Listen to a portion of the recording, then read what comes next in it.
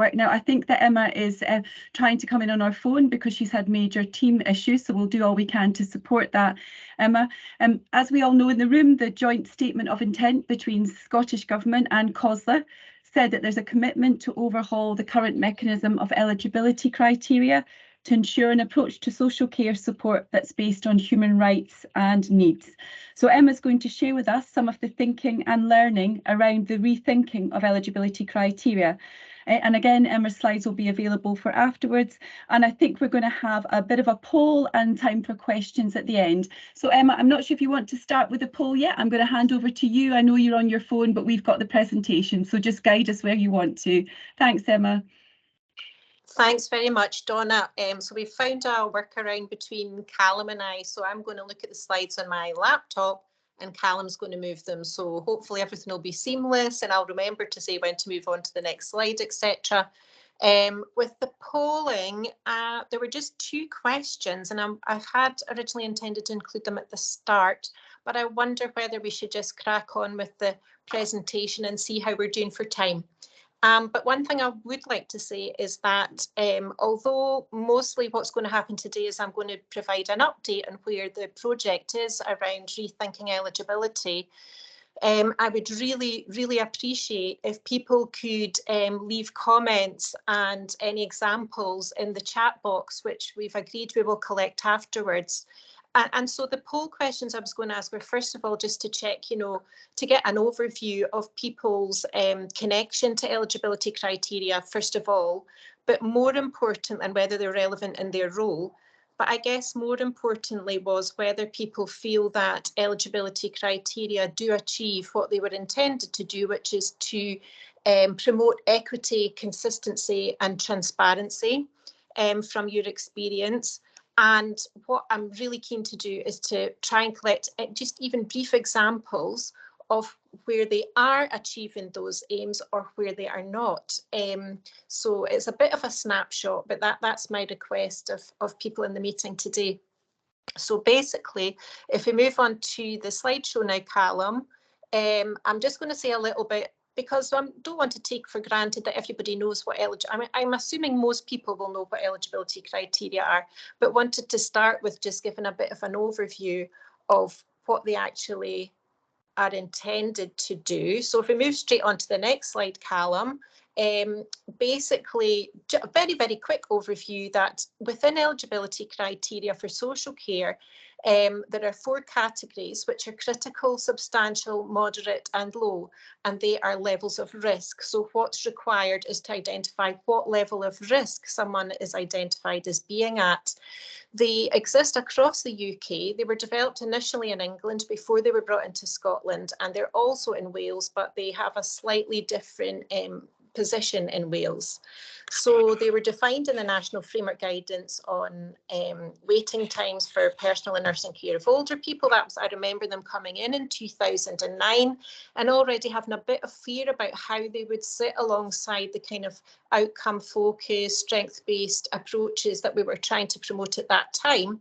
And they consider both the severity of risk and the urgency of need for intervention. And they were technically extended to all adults with the extension of free personal care in 2019. I think in many areas they had already extended before that. And as I said already, the good intentions behind them about promoting equity, consistency and transparency, but I'm not quite sure that maybe that's entirely how things have worked out in practice. Now, I'm going to show you in the next couple of slides just examples of what eligibility criteria actually look like for maybe those who aren't having to work with them on a day-to-day basis. And I guess it's that bit about showing the kind of stories that need to be told about people in order to hit the higher scoring levels. So this is from an actual local authority in practice just now. And the first example is from risks relating to personal care or domestic routines. And you can see a kind of more outcome focused statement alongside that, looking after yourself, staying as well as you can. But the kind of criteria are characterised as being unable to do vital or most aspects of personal care, causing major harm, danger to clients or others, or major risk to independence. So that's one example.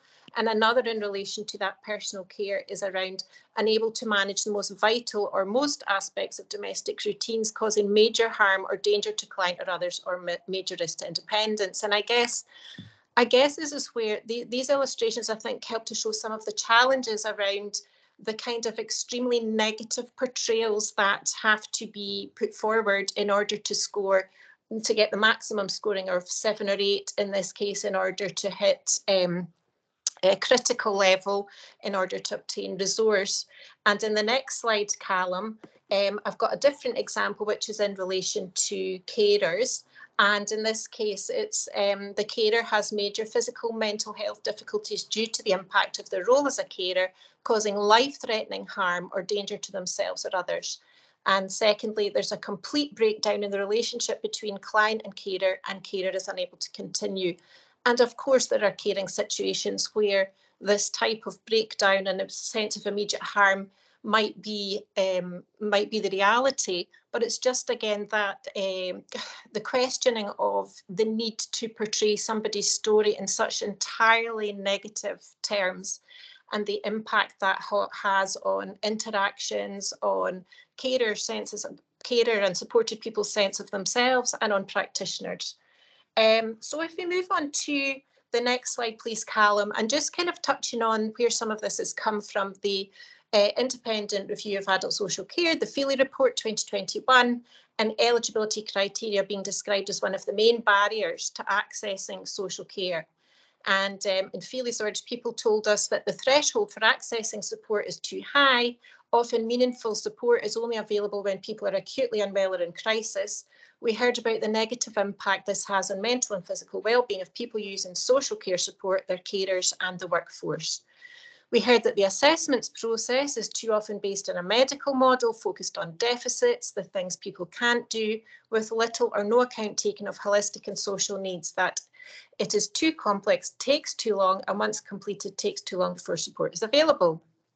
In order to improve, people told us that social care needs to focus on holistic well-being, personal outcomes, rather than outputs and money. It should be flexible so it can adapt to changing needs and wishes.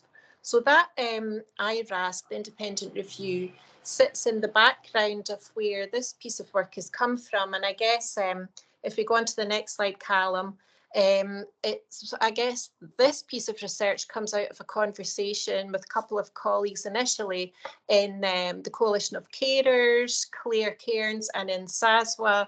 That was Anne-Marie Monaghan at the time, and just wanting really being aware of the kind of difficulties around eligibility criteria for many years, and really wanting to contribute in some way.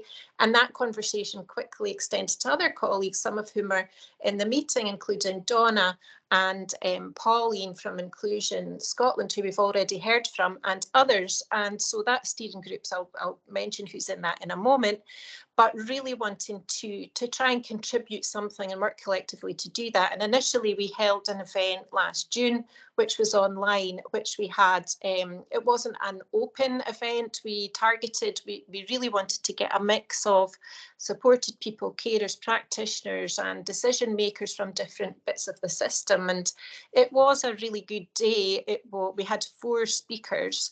And we did produce a report, but we kind of held on to that for quite a long time because we were waiting to see what happened next. So the report will come out with the rest of the stuff from this project fairly soon over summer.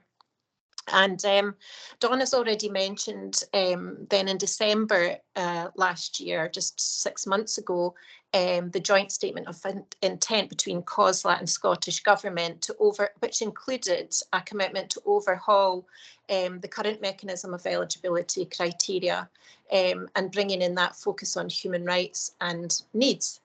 And how this sits alongside the GIRFE Pathfinders, and we have been in contact with them, but our intention is later in summer when they get to the end of their current phase of development, and we've kind of pulled together our findings that we will join up and check out the messaging and try and get some joined up communication around what we've found so far. So this piece of work that I'm going to describe just now only started in April actually, and the expectation is that we will produce our findings at the end of July. So it's very, very short term, and we're drawing from multiple sources, to try and not come up with an alternative. We're not in any way suggesting that we will come up with the alternative mechanism for eligibility criteria, but to produce evidence and examples which can help inform decision making, and that is the intention. So if we move on to the next slide, Callum, I'll just quickly let you see who is on the steering group for that project, which is slightly expanded recently. And you'll see that there's kind of more strategic perspectives in there, as well as representatives of carers and supported people. So if we move on to the next slide. Just move my own as well. So at the end of the day, at the end of July-ish, what we will be pulling together, as I've already mentioned, is a report from last June. There'll also be, we can't do a systematic literature review in the time that's available, but we will draw on some key bits of evidence from across the years about the impact of eligibility criteria on practice and on people. And what that might do is say, this is as far as we can get with looking at the evidence, and we might suggest here are some other areas that it might be helpful for others to explore in more depth. But I think just drawing in some of that evidence will be helpful. We've also got some findings from, we'll have findings from group events and from interviews that have already been undertaken. And I'll share a few of those with you shortly, but we're still in the midst of that process. And even today is part of that process, which is why I would encourage you to share your reflections or examples in the chat box. And I guess the other thing that's quite important is, back from the event in June last year, we were really keen not just to reiterate all the shortcomings and the challenges of eligibility criteria, but to look at where are examples of doing things a bit differently or very differently that are working well, that we can draw in as part of the promoting decision making about what else could replace or adapt eligibility criteria. We've also got a few really, I'm a big fan of diagrams that collapse complexity down to simplicity. And I'll show you an example from the world of learning disabilities in Scotland at the moment, which I think is really powerfully conveys some of the experiences of people in Scotland. And we will also be drawing on a policy overview from across the UK, given that eligibility criteria exist in the different countries of the UK. And there has been recent research on how social care is progressing across the different countries. And I think we can draw on some useful snapshots from some of that material as well. So that's the whole package. And some of those areas we're fairly well progressed on. Some have still got a bit to do in the next 5 weeks. So if we move on to the next slide, Callum, this is a piece of work from colleagues in Healthcare Improvement Scotland who have done work with, I think it's about 230 people with learning disabilities in Scotland. And what they have done is, through interviews and group work, mapped out the experience of trying to access services across different areas, and produced this kind of map in the forms of snakes and ladders, which highlights how challenging it can be and the complexity of processes involved, and the stages where you can get knocked right back and feel that you've moved right back in your attempts to move things on. And I do appreciate that that's very tiny. So in the next slide, I've just zoomed in on a section of that snakes and ladders games where you can see a lot of things going on there around, you know, not being able to find providers at this time, which is quite a common experience at the moment, has to be said. Or, you know, maybe your support plan has been approved and things are progressing, but just that kind of sense of unpredictability that people experience, a game of chance and control, as Ashley has called it. So that's the kind of thing that we're trying to draw in. This is based on research, the snakes and ladders game. But here's a really simple way of conveying that. And I think what we want to do with the work that we're doing is not produce a 100-page report, but produce really concise bits of evidence and examples that can be easily digested and help to inform decision making in a helpful way. So I don't only have a few more slides now, but I'm just going to touch on in the next slide just a few insights from the work so far based on what we've heard from supported people and carers, first of all, and then from practitioners. And just to mention, I keep forgetting to mention why I've included that diagram, that picture on the right-hand side, which is a kind of background theme for me in all of the work that I do, which is that, you know, what all the evidence tells us is that it's relationships that matter to people. It's having the space to have a conversation, to be seen, to be heard, to be recognised as a human being. And actually, what our systems far too often do is try to constrain. They don't value the conversation enough. So it's always about trying to make things more efficient and effective. And so the conversation gets curtailed or reduced, or it's led by process.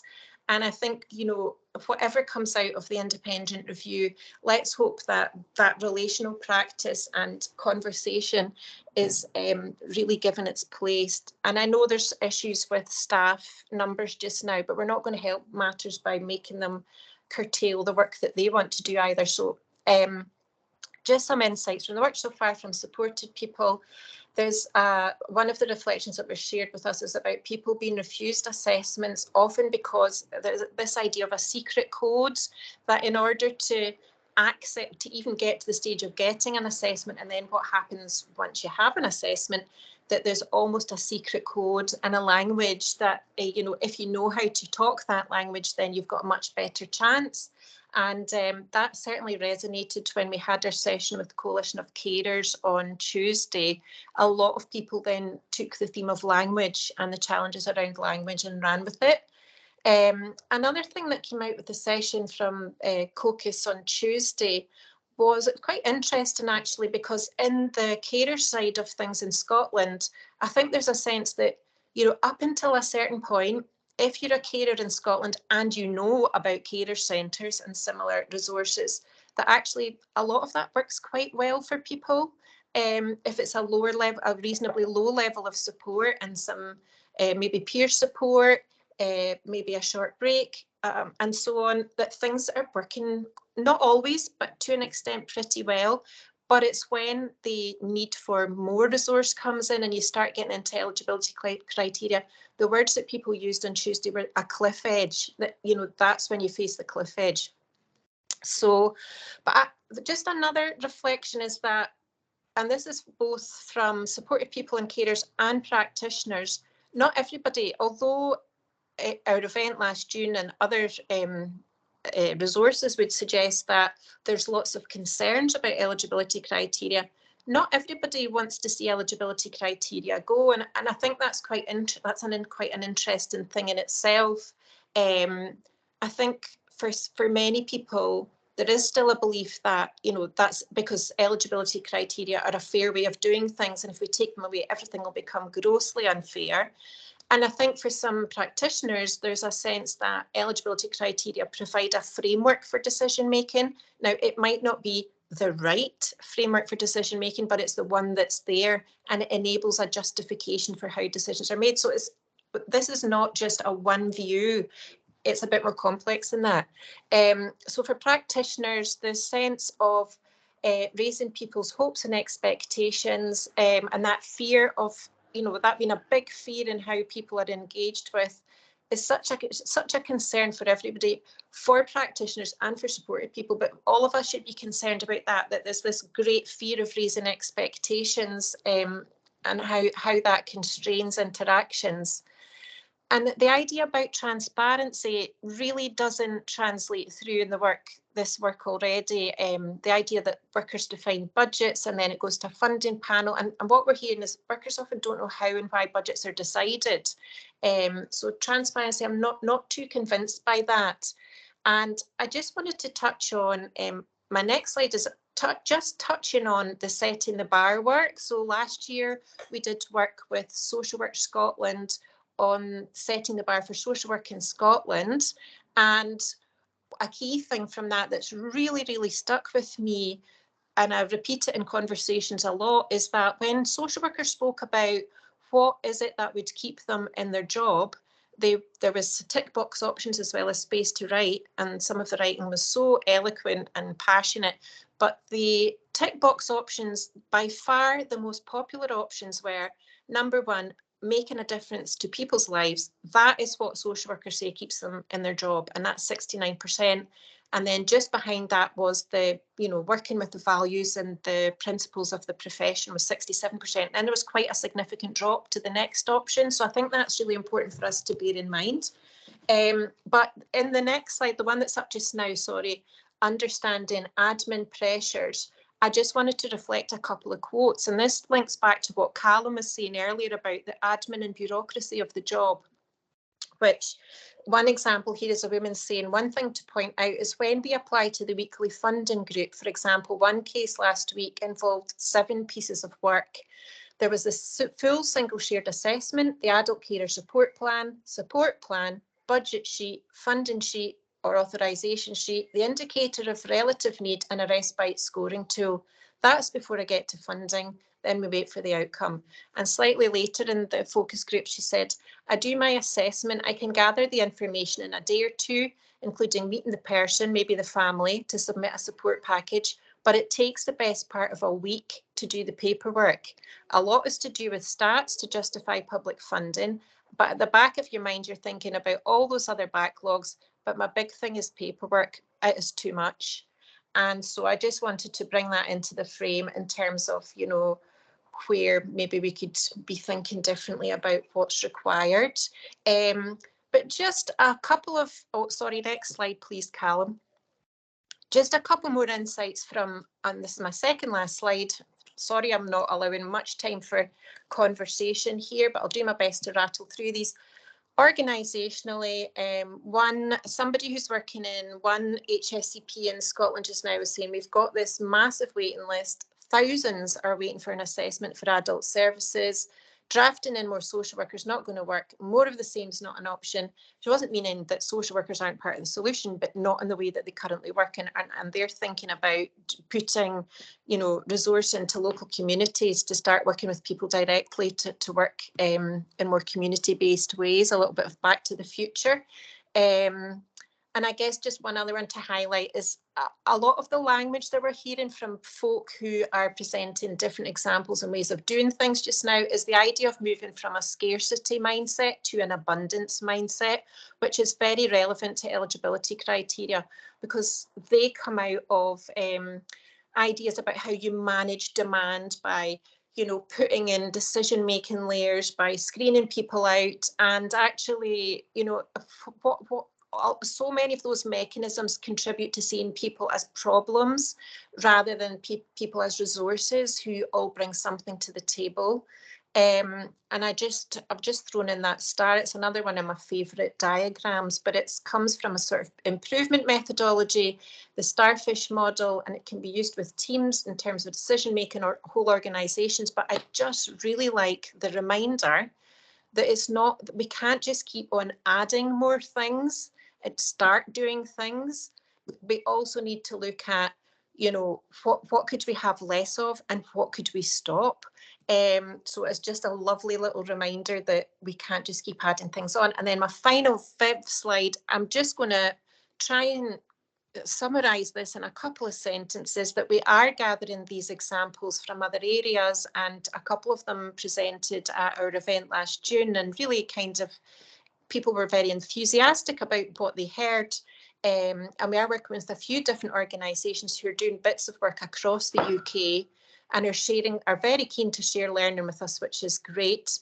But I guess if we were looking at what are some of the common features about these ways of working, interestingly, I think most of them would trace some of their roots back to Howard Deming, which, improvement methodology and that whole bit about testing things out in practice. And although I can't see the chat box, I've seen a couple of comments coming up where people are talking about how they're testing things out locally. And it's that bit about, I think everything that we need is already here. It's just how we harness that. So Deming and his work on PDSA, the focus on whole systems, not just asking practitioners to keep doing things differently, but how do we support the practice we want in systems and the importance of focusing on learning. And just a couple of quotes from people who are doing that work. One that I really like is, everyone is eligible to be understood. We can't shut people out of systems without at least having the opportunity to be heard and have a conversation. And yeah, I suppose just in conclusion, one of the key themes that keeps coming back in relation to eligibility criteria goes back to John Seddon and Vanguard Associates, and thinking about the need to focus on value demand in organisations. So what is it that matters to the people we work with, and how do we work around them to achieve those outcomes as well as we possibly can? We'll never achieve everything, but how far can we go around understanding what matters to people, compared to failure demand, which is when you put in all those mechanisms, the call centres, the over-specialisation, the eligibility criteria, which mean that a huge amount of what systems do is responding to failure, because people have got worse because they didn't get that little bit of help when they needed it, or they have bounced around multiple services, including probably A&E, to try and get that bit of support. And actually the resource that's been spent on keeping them out is a lot more than it would have been to just respond earlier on. So I guess that's probably a good point to end on. And sorry that I can't see the chat box, but if there's any questions or comments. Thank you, Emma. We've got lots in the chat, people posing questions, giving examples of practice or approaches in their area, so we can gather all that and get that